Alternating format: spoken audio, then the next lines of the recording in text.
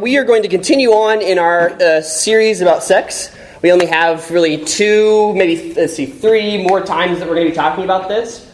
On the 10th of April is Pizza Theology, and so for those of you who somehow passed by you, and those of you who are from SSI, you know the whole Pizza Theology thing because we just stole it from you.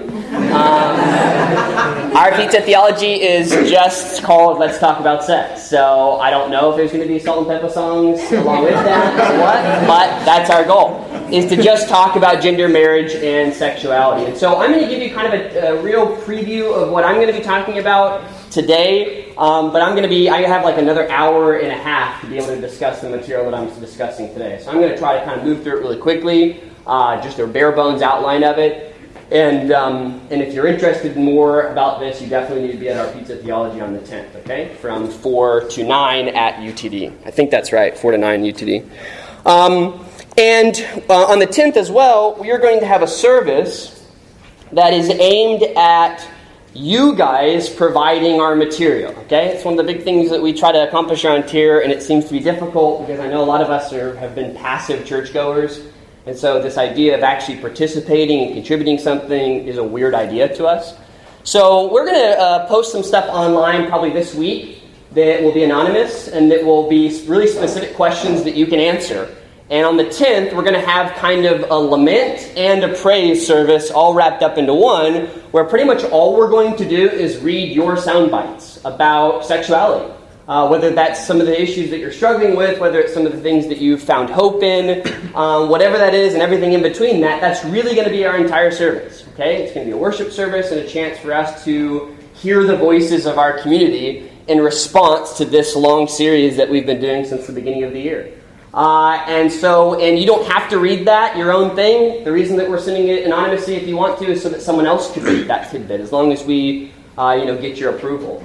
And so they're going to be 2 or 3 minute little, pieces that we're going to read up in front of the church as a way to, relate with people's experiences and really hear from people who have all kinds of experiences and thoughts on this. And that's going to be the 10th, okay? So be prepared for that and be thinking about that. It's going to be a really great, I think, and uplifting and powerful worship service. Okay? So that's the goal for the 10th, of our morning, to kind of pave the way for the Pizza Theology in the afternoon. Okay, so we originally, when starting this series, I called it Christian Sexual Ethics.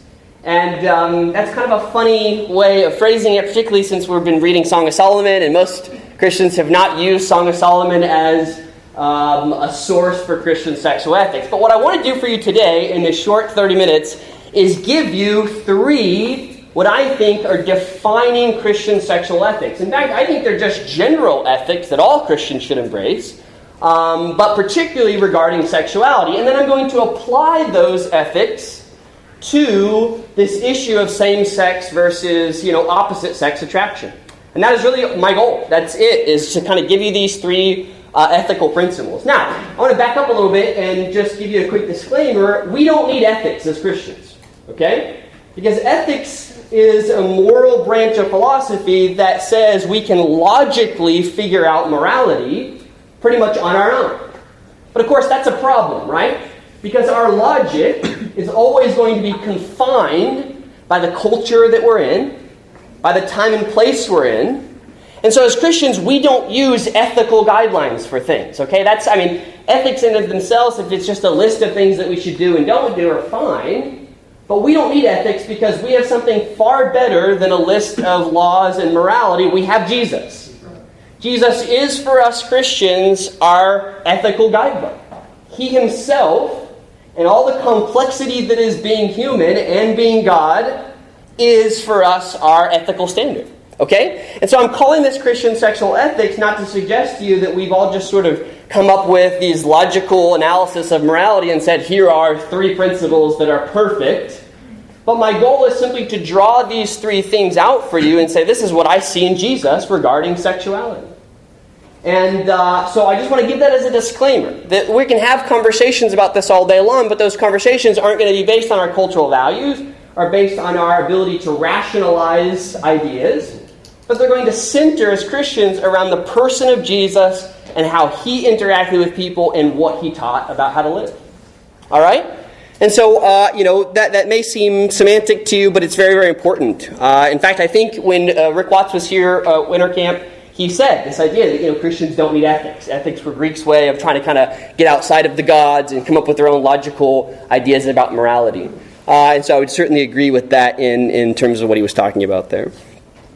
So number one, and I'm going to move through these pretty quickly. I mean, I'm really going to try to do 30 minutes here. 25. I know some of you are laughing because every one of my sermons in this series have been over an hour. So, no, I'm not going to do that. Okay? Sure. Okay, so number one, we are more than our sexual attractions. Okay, we are more than our sexual attractions. And this is, I'm going to make another statement here too that seems unrelated, but hopefully I'll be able to tie them together. Believe it or not, and I know this is going to be hard for some of you to believe, sex is older than the West. Okay, I don't mean like the Wild West. I mean the Western, American frontier. I mean the West in Western thought. Believe it or not, sex pre-exists Western ideas and Western thought. Yeah, it's amazing, actually. I've been researching and studying and found out that it came before. I mean, who would have known, right? The way that Americans and Westerners often talk about sex, it's as if we just discovered all the important stuff about it. As if no one really had any good ideas before us, but man, we've got some really good ideas. So, we are more than our sexual attractions. And sex is older than the West, okay? And I'm using the West here as the West-East, developed, Western, Greek, whatever you want to, I'm not going to specify that. I don't need to. I don't feel like. So, we are more than our sexual attractions. Too often, I think the message that both liberal Christians and conservative Christians are sending us is that sexual orientation, meaning that the folks that we're attracted to should somehow define some important part of our identity. And that is a claim that I don't think really has much to substantiate it. Okay? And I want to first, before I tell you the history of some of these ideas, talk about Jesus. Jesus had an ability to see people in their full personhood. He didn't get tripped up on the categories and labels that society placed on people. He didn't interact with people in the us versus them type mentality. It's one of the most endearing, I think, traits of our Lord, is that he was in a society full of people who hated other people simply based on their race and ethnicity, or based on their religious background, or based on various labels of sinful that people had placed on other people. And yet he was able to interact with people in a way that saw them as a whole person and didn't identify one thing about them and that make them who, how he treated them. It didn't govern how that happened. And I think this has become a real problem with us when we talk about sexual orientation or attraction or behavior or all of that stuff. As we've begun to think of our society as somehow split in heterosexuals and homosexuals. As if somehow those are just these two discrete categories and you got to pick one or the other, or be one or the other, and that's all there is. Well, there's a real problem with that, okay? So I first want to give you a little bit of history of where this idea of modern orientation came from. Most societies in the past, including most societies that exist today, simply saw same-sex behavior, sexual behavior, as exploratory. As something that sort of happens in young kids and it's a phase and they'll get over it and blah, blah, blah, and whatever else. Modern science even tells us that a lot of times same-sex attraction sort of comes out, or people begin to identify it around the ages of between 9 and 11, depending on your age. Now, again, that's not to say it's everybody experiences it at the same time. But modern society, or traditional societies, mostly thought of same-sex behavior as something that would sort of pass, as something that people were naturally attracted to or experimenting with, but in no way defined who they were as a person. Okay, so we move into this Enlightenment era and our fascination with science and scientific facts, right? And we begin to start thinking about, well, so how does genetics maybe play a role, or how do genes, and our understanding of genes, we still don't really understand completely, but particularly 150, 200 years ago, we had no idea. play a role in people's attraction and their sexuality? And so we began to really answer this question and think, well, you know what? Maybe there's something more to this attraction thing than just experimentation. That there's some genetic or, medical kind of component to it. So, because people started thinking about this idea, there was an automatic backlash between those people traditionally who thought, well, no, this is just a behavior people do. This can't possibly be something that people were designed to do. And so we began to criminalize the behavior. And people began seeing this as not only just a bad thing, but as a crime. And so in the Western societies, we began making homosexual behavior illegal. Illegal, okay? And you fast forward 150 years, and I'm going over some really quick history here, and finally this idea that science may have a role in attraction, that genetics rather has a role in attraction, that we sort of understand that through science, became a more popularized idea. So, turn of the 20th century, we start to medicalize orientation. This is where we get our words homosexual and heterosexual. They are literally 120 years old. And they are medical diagnoses for people who see themselves as either correct, which of course was heterosexual, or incorrect as homosexual. So our society is fighting against this idea of whether this is something genetic or not. The medical professionals began, and psychologists, particularly in the early part of the 20th century, began to diagnose people as having, sexual dysphoria or having sexual issues because they didn't see themselves as being fully attracted to the opposite sex. Now, this still didn't become an identity thing. It was about you having some aberration in your personality or some problem with your genetic makeup. So people were separating the attraction and the behavior. Still, you could be attracted, but as long as you didn't act out on that behavior, you were medically fine. Okay? Now, we fast forward to today, and things have sort of gone full circle. It's no longer appropriate to consider homosexual behavior as a problem medically, right? The DSM took that out of their manual, and it's no longer an issue or a problem for someone to be considered homosexual. Part of what led to our thinking about that and even wanting to talk about that was that we pretty much bought into the idea that people are genetically attracted to, or at least in part, their genetics and their environmental factors contribute to their attractions. So how could we possibly tell people that they're medically messed up simply because of things that are built into their DNA or built into environmental factors that are mostly outside of their control? And so what follows from there is the assumption that our attractions are somehow normative for us and should be a defining factor in who we think we are. Okay, now that's a short history, and I know that I just went way too far into trying to explain that, but I'm not going to worry about it. So I believe that our definition, our ideas of homosexuality and heterosexuality are absolutely incorrect and inaccurate.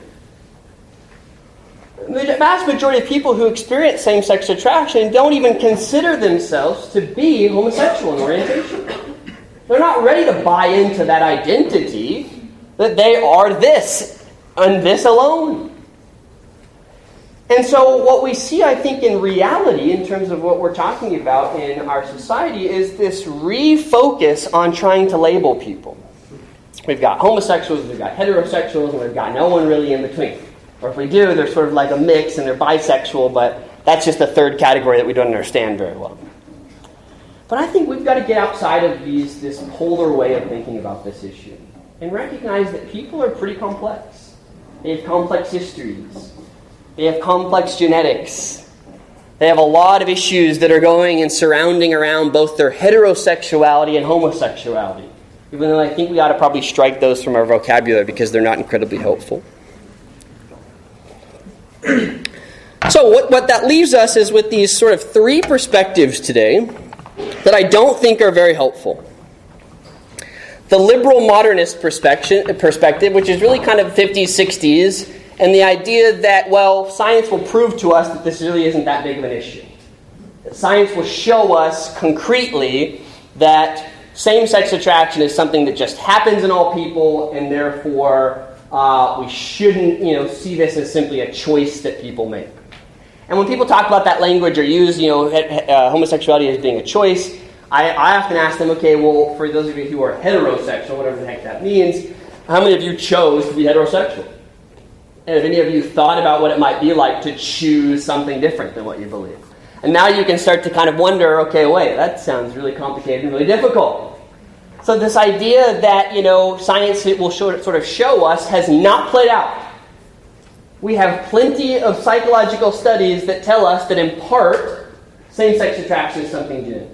We have plenty of sociological studies that tell us the opposite. It's mostly environmental factors. This question is still left unanswered. And I think trying to go to one end or the other to prove one end or the other really, in my mind, is insignificant. And not even very helpful. Then we have the postmodern mindset, which is often associated with kind of liberal thinking. And this is the idea, and I think this is one of the ones that's been very helpful for us in some ways, but has been incredibly harmful for us in some ways. And the postmodern mindset could be summed up really quickly in the idea that science is not going to really tell us what we need to know. We're just going to have to figure that out on our own. As individuals, we're just going to have to decide and figure this stuff out on our own. And so sexuality isn't exactly something that is important for the community or important for someone else. It's just something that I decide about my unique and individual identity. And my unique and individual identity is the core of who I am. And all other things flow out of that thing. All right? Now, this is incredibly helpful when it comes to individual liberties, for us to recognize how people are individually valuable and individually important. But it's incredibly harmful when we begin to equate morality with an individual perception of what I think is right or wrong. Because at least when I can focus on a tradition, I at least have a starting place. But when it's all about me deciding who I am, I'm going to get in all kinds of trouble. I'm going to be reinventing the wheel and making all kinds of mistakes that other humans have made before me. But I don't find the conservative perspective on this any better. This is the third perspective. This idea that, we should just look to nature to show us. Procreation, marriage has traditionally and always been opposite-sex relationships. Therefore, it's sort of our natural duty to just be heterosexual. That in no way is in my mind, very convincing argument. So what do we do when we have three different arguments, none of which really seem to live up to, in my mind, the idea of really recognizing that people are complex? That runs a conservative perspective that, sort of more or less buys into this idea of natural theology, that we need to do what's sort of natural. And that, it's when you hear Christians say, well, the reason that homosexuality is wrong is because, we need to have babies. And if you're not a baby, you can't be a real human, Well, not exactly the best idea. And so there's this appeal to nature to prove one thing or the other. Again, guys, I can't go into all this. I'm sorry. I know that some of this is, me. I have a real terrible tendency to teach rather than preach. And I apologize for you for all of that terrible teaching mentality inside of me, okay? I thought about that this morning. So, our modern orientation, I'm just going to sum this up, is largely a construct of how our society is more or less arguing about this issue. But I think one of the real big issues that most everybody has missed is the idea that we are not defined by our sexual attractions. We are far more than that.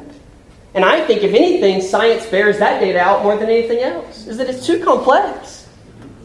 That our attractions and that our orientation and that our behavior often doesn't even line up. It's not straight. For a straight person or a gay person, and all these labels I'm going to challenge, I think, a little bit later on, hopefully. But I think as Christians, we've got to recognize that we are more than our sexual attractions. We are full people. In all of its complexity, in all of our genetics, and of all of our environmental and cultural factors, we are complex. And if we're truly going to interact with people, we're going to have to recognize that in them. And quit labeling and categorizing so that we can feel more comfortable. So that we can have a grasp on reality. So that we can play God and immediately judge. I'm going to say some things here in a moment that might come across as offensive to some of you, but, whatever, it's going to have to happen, okay? Number 2. So we are more than our sexual attraction. Sex is older than the West. All right, that's number 1. It's the number 1 Christian ethic that we all have to embrace. In my talk in Pizza Theology, I'm going to talk a lot about other cultures and their views about sexuality, which are crazy in terms of their differences between ours. So who's right? I think sometimes we think that because we're a Christian nation, we're more right than other people. Uh-oh. That's tricky. But we've got some different ideas, for sure. And those ideas have largely shaped us. And I think they've done something that's really unhealthy, and that's that they've convinced us that our attraction should define our identity. That is who we are. That is one of the most important characteristics about who we are. And I don't think that's true.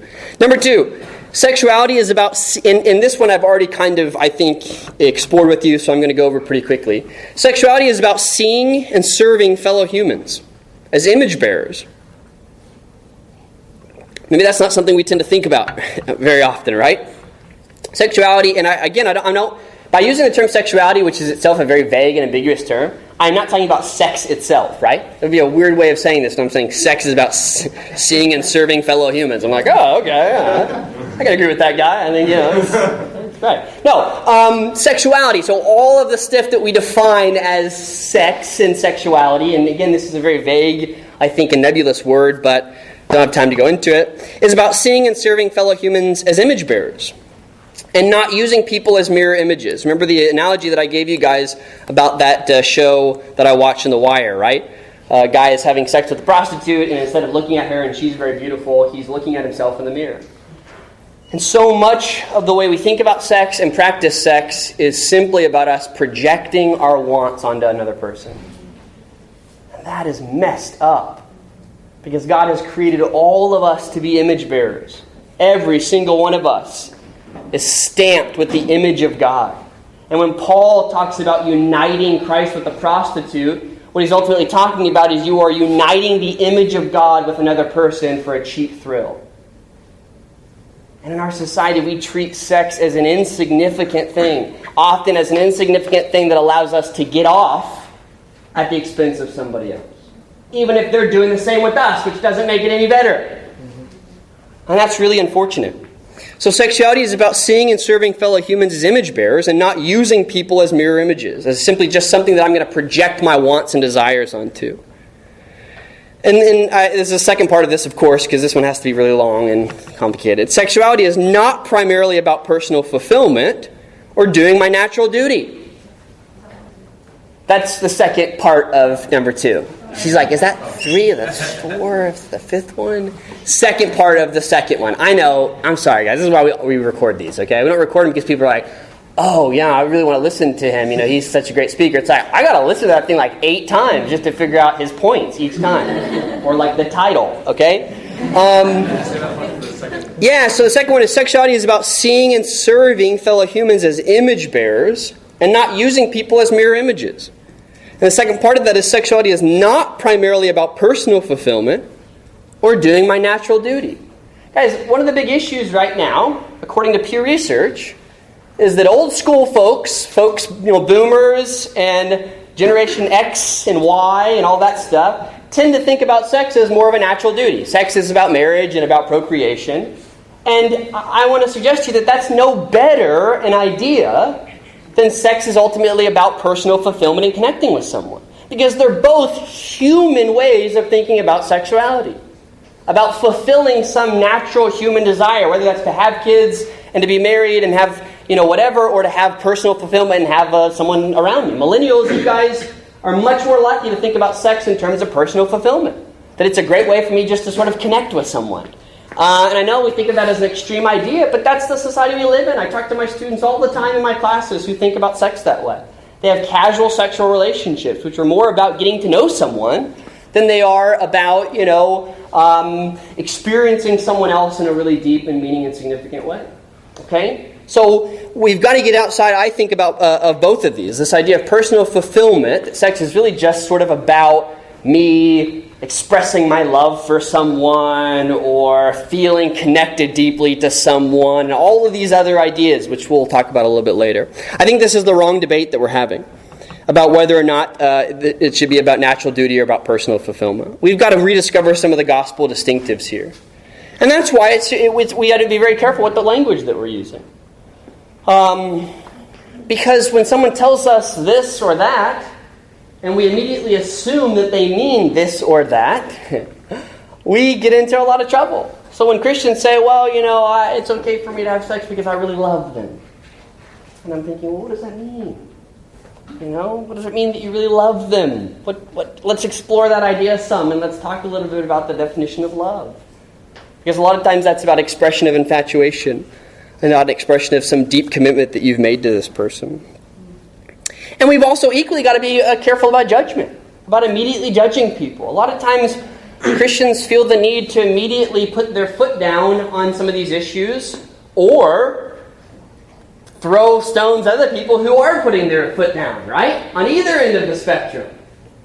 We tend to like to have our voices heard, and we make judgments really quickly. But we've got to figure out, what's the gospel distinctive on here? What conversation should we be having about sex and sexuality? If we can't just settle on these sound bites, these political sound bites, what questions should we be asking? What conversation should we be having? And hopefully this series has led us to some of those, and I'll suggest some more.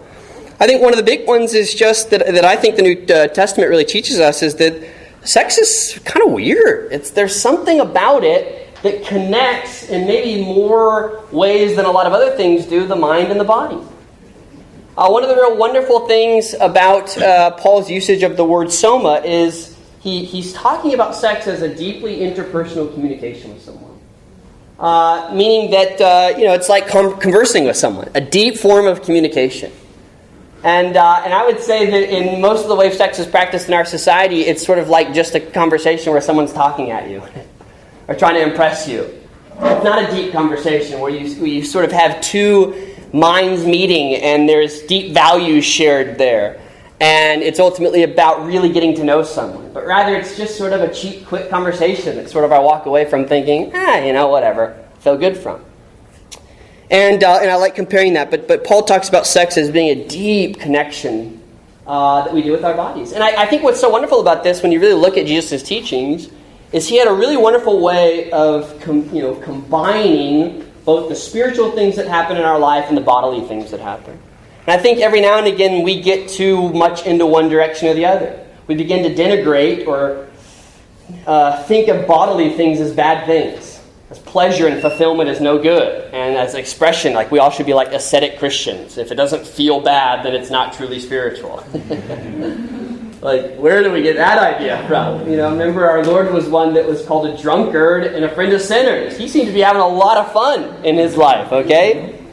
But nor can we go to the other end of the spectrum that what Jesus wants us to do now is have everything good in life and feel good. And our worship should be immediately emotional and, should bring us to these deep places that make us feel correct. And every other experience outside of Sunday worship should be some, lower than experience, as if spirituality of things is just these ideas and emotions. So we've got to kind of, bring the two together. And I won't go much more into that. I'll just keep that incredibly vague.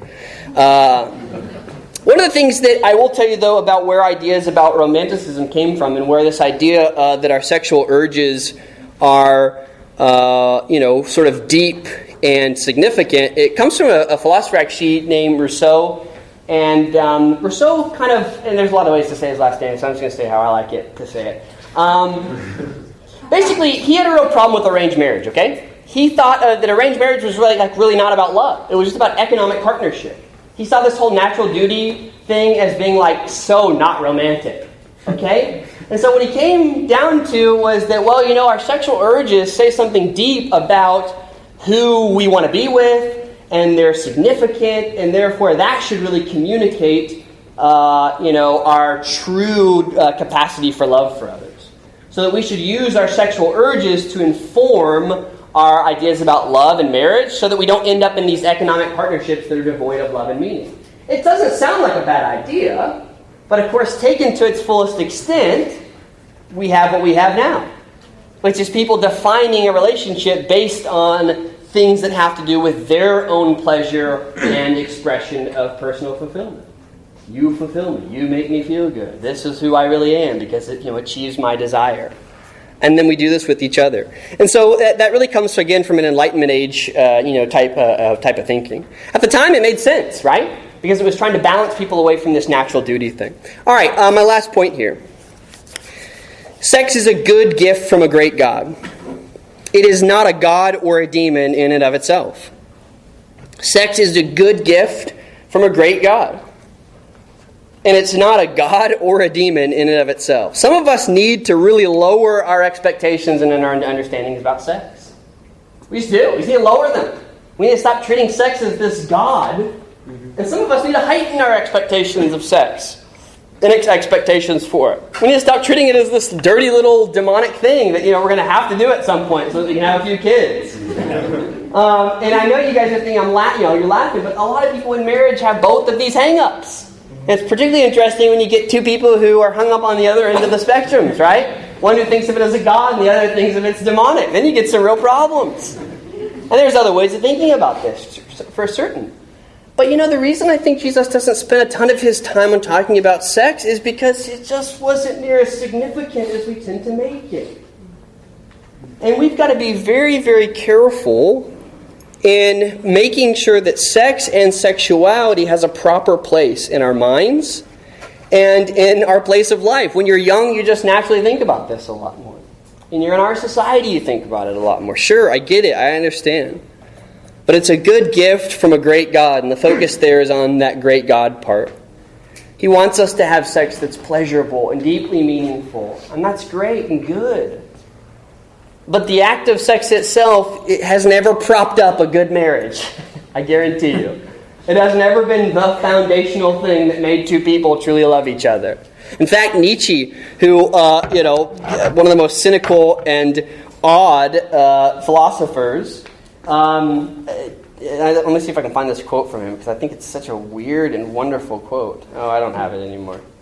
But he basically just says, and you can look up, Nietzsche quote, that the best way to find someone you want to live with for the rest of your life is to find someone who you really love talking to. Because communication and conversation is the majority of what you'll be doing in your relationship.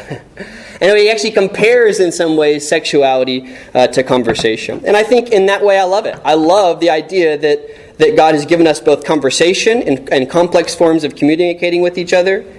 And similar to who's given us conversation. Because I think there are some definite overlaps there. Okay, so I've taken us all through all of these different theoretical, ethical principles here to come to this one, I think, really tricky issue.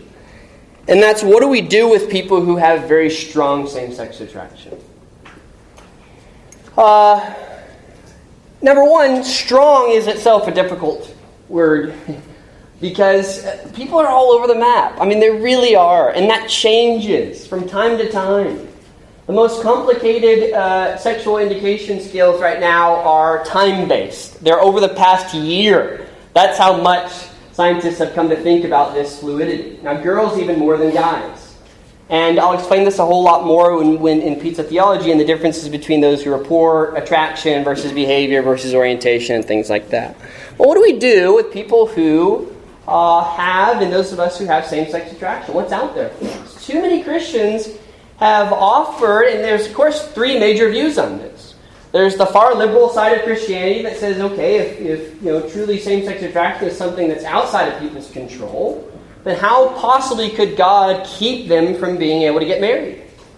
And guys, I'm sorry, but that's a very strong, in my mind, argument. I mean, it's one that we have to grapple with. We have to deal with. We have to talk about. We have to figure out. And particularly, we have to allow Jesus in the Scripture to inform how we think about this topic. The other end of the spectrum says, in terms of conservative Christianity, that you either need to change your attractions, be healed from those attractions, and how can we possibly say God can't heal you, even though we have very little evidence of people ever changing their attraction, because it is very difficult, particularly for people who have strong same-sex attraction. Okay? So it should be celibate. It's the only way for them to truly, carry out their way of life, and they need to be celibate completely. And what these two ends of the spectrum, I think, in my mind, completely ignore, is that the vast majority of humans who have ever existed, who experience same-sex attraction, both in the long way of thinking about it historically and in ways of thinking about it now, have chosen, Christians and non-Christians alike, to still get married to the opposite sex. Still chose to. Now, we have a whole group of people choose to do something that's not in line with their sexual attractions. Well, what's really interesting to me is this view, it seems like in our society, is largely lost. No one's talking about this one. Even though this is the majority of Christians who report some same-sex attractions, have chosen to marry someone of the opposite sex, and we're just not giving them a voice. Because conservatives say it's a sham, marriage, because if they're not going with their sexual attraction, then they're really not being true to who they are. And what's really ironic is conservatives and liberals both agree on this point. Both agree that if someone who has same-sex attraction marries someone of the opposite sex for the purpose of raising a family and having a love relationship with them, it's somehow a sham. I mean, they have a different idea on why it's a sham, but they basically come to the same perspective. And I think, and I'm certainly speaking on behalf of those people, particularly in our church that I know, but even my friends who struggle with same-sex attraction but are still married to the opposite sex, need a voice. And one of the main things I hear from some of these folks is simply that their sexual attractions don't define who they are. They just don't. They don't define the choices that they're ultimately going to make in terms of their orientation. And I think we need to give that third perspective a voice in our church and in our thinking.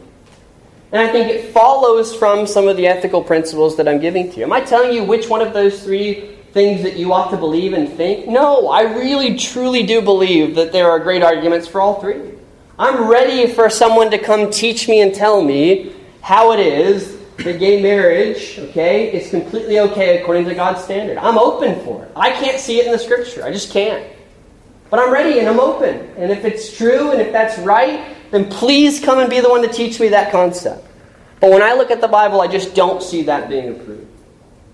If someone wants to teach me, I'm open to the idea. So I think there are these sort of three at least, but probably a lot more perspectives on that. That Christians who embrace these Christian sexual ethics can ultimately have conversations about and talk about and address, and certainly they're going to want to argue with each other. So those are my three Christian sexual ethics that I think are important for us. And by the way, these could apply to much bigger topics, guys.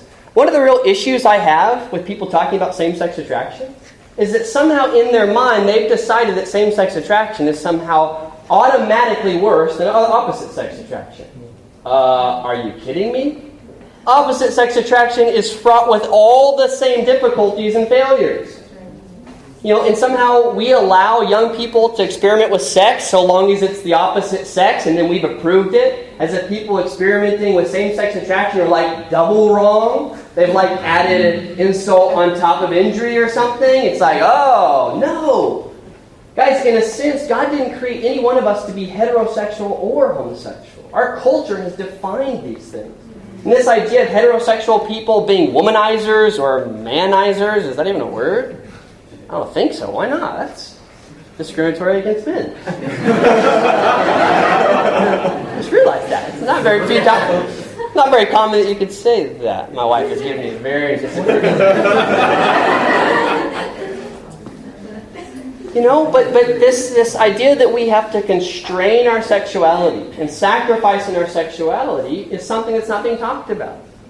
But heterosexual people, again, using this term incredibly loosely, do this exact same thing in marriage. The whole point of marriage is that you're going to give up on all those other people that you could be dating and having sex with so that you can commit to this one person, right? I mean, in terms of your sexual, commitment.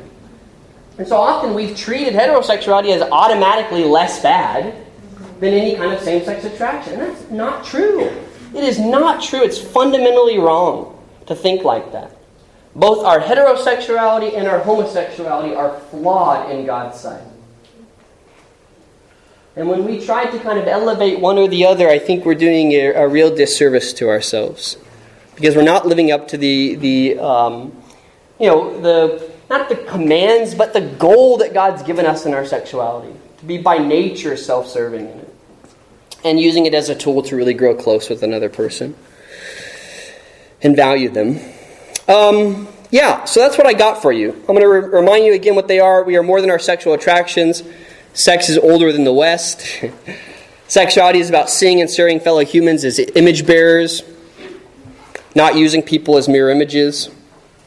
Now I'm like really hot. It's like went from freezing to like I'm sweating. It's okay. It's all good. Sexuality is not primarily about personal fulfillment or doing my natural duty. Sex is a good gift from a great God. It is not a god or a demon in and of itself. So, if that all seems somewhat confusing to you and I left a lot of questions unanswered, then, come and listen to me talk about this for another hour and a half at Pizza Theology. Some of you are like, all right, definitely crossing that off my list, I heard that bit and I'm pretty much done.